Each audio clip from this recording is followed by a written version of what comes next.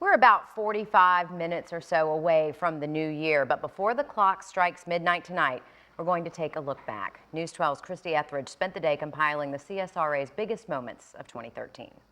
It started with a new sheriff in town. It brings hope and the possibilities to the city that we haven't seen in a very long time. Richard Roundtree, Richmond County's first African-American sheriff, began his new position and instituted a new philosophy of community policing. Also new on the block, Georgia Regents University Augusta, after two area colleges merged. Initially, I didn't like it. I hated the idea. Many people protested, but mid-January, Augusta State and MCG became one. And that was just the beginning of the name changes in our area. February was a month filled with mourning after 5 people died as a plane crashed coming into the Thompson Airport. The wreckage is breathtaking. I mean it. You walk up and you say to yourself, where is the airplane? A burned out region on the ground marks the place where 5 Vein Guys employees lost their lives. I was just scared slamming to death. Devastation continued into March when a tornado ripped through the quiet town of Gibson. Kind of bothers you when you lose everything. No one lost their life, so day by day Gibson picked up the pieces and relied on their faith, which turned out to be some pretty powerful glue. Shortly after people were forced out of their homes in Gibson, people from all over the world flooded into Augusta for the Masters tournament. After both Adam Scott and Angel Cabrera birdied the final hole, they battled 2 extra holes in the playoff. That's where Scott claimed the green jacket. I'm a proud Australian, and I hope this sits really well back at home. The first Aussie to win in the rain, no less, as his caddy and country literally soaked it all in. Smiles left in May when a couple who was having their first date was brutally beaten on the Riverwalk. So when everything was finished, he took my hand and he took me to his truck, and God continued to give him strength as he drove us both to the hospital. After weeks in the hospital, 2 arrests, and multiple surgeries, Ashley Soulsby and Wesley Spires are still together, proving love is a stronger force than anyone who could have attacked them. Just weeks later, family ripped apart after a man allegedly shot his parents and brother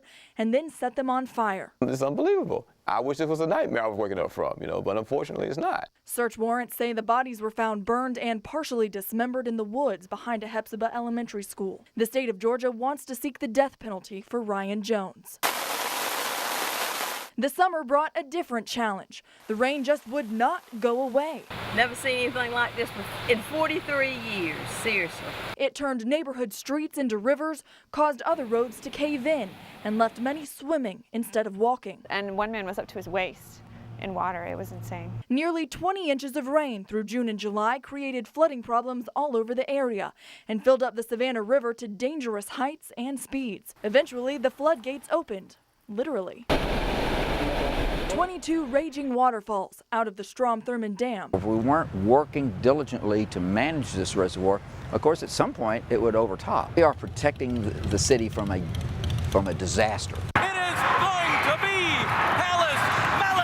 It was the race of his career and the win of a lifetime for Aiken when Dogwood Stables' Palace Malice won the Belmont Stakes in June. I mean, it was great fun for us. I mean, great theater. I mean, if somebody's seen us, they'd have said, those people gone crazy. At 85 years old, Cott Campbell has been chasing the 3 jewels of the Triple Crown for a very long time. He checked off the Preakness 23 years ago and finally this year, the Belmont. It was an exciting announcement back in July. Columbia County is going to have a Bass Pro Shop. 24 hours later, Richmond County had an announcement of their own. The outdoor retailer's Cabela is announcing it will open at the Village at Riverwatch Shopping Center. Stopping Bass Pro Shops before it even broke ground. They did not want to go head-to-head with Cabela's, and they decided that it was not in their best interest to come to this market. And the month of July continued with surprising announcements when Sheriff Richard Roundtree admitted Richmond County has a gang problem. I worked here for 17 years. I worked homicide for 10. I know that there's a gang problem here, and we need to address it. The war on gangs broke after News 12 got exclusive video of a shootout caught on camera and learned several people in the video were connected to gangs and other shootings around the area. Richmond County Coroner Grover Tootin was arrested for theft by taking of a motor vehicle. Since I've been in office, I've not seen any constitutional officer get arrested, so this is sort of uncharted waters. Law enforcement officers seized a car he's accused of taking, which according to the district attorney belonged to a man who died in April of 2011. After a long-standing career with the county, it was a story that left many stunned. But not as surprising as the secret life of Barnwell doctor Charles Mann, when the man accused of killing him goes to court. So that you lured him to your residence, and when he arrived, you choked the victim until he stopped breathing and struck him in the head with a 25-pound weight. After Mann went missing, a 2-day search led investigators to Spirit Creek, where mystery turned to tragedy when they found the doctor's body. 22-year-old Glenn Riggs has been charged with his murder. Across the river in North Augusta, the fight is ongoing to bring a $150 million development and the Augusta Green Jackets across the river. North Augusta City Council passed a TIF that would help finance the project, but now it's facing a lawsuit from one of the homeowners associations. But other members said they don't agree with the HOA leader.